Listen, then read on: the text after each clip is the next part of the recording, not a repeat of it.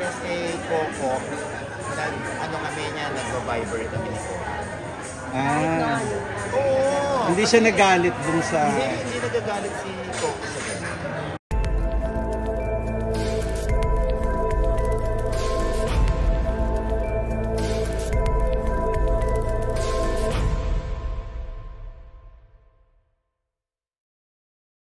May kumausap na ba sa'yo pagka naglalabas ka ng issue tapos parang pag naglalabas ka ng something na revelation tapos kinakausap ka ng artista Kinakausap ako. Malato na lang. Parang parang Kaya nga, di ba? Lagi namin sinasabi, hindi, ito po yung nababalitaan namin, hindi pa ito confirm. Hintayin nating magsalita sila para pabulaanan or ikumpirma yung nakarating sa ating balita. Ganun naman lagi.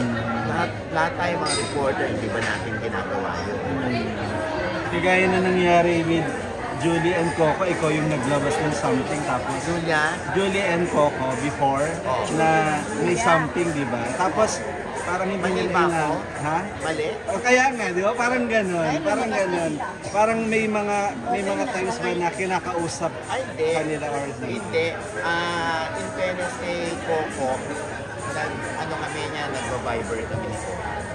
Oo. Hindi siya nagalit dun sa... Hindi nagagalit si Coco sa ganun. Kasi walang kumumpronta sa'yo.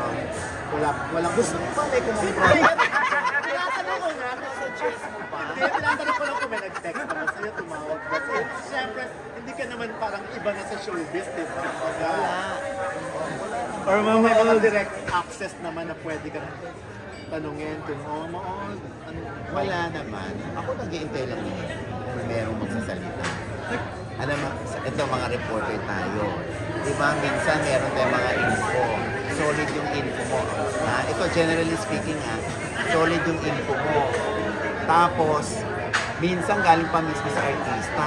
Maloloka ka na lang isang araw. Ba't dinidinay? Kung siya nagsabi sa akin, saan na naman tayo lulugar noon? Anong kalalagyan natin? Kung na naman tayong tae na parang wala tayong kwenta. E di ang ending niyan, sasabihin mo, para iangat mo yung credibility mo, siya yung source. Bakit yung dinay ngayon, hindi ba?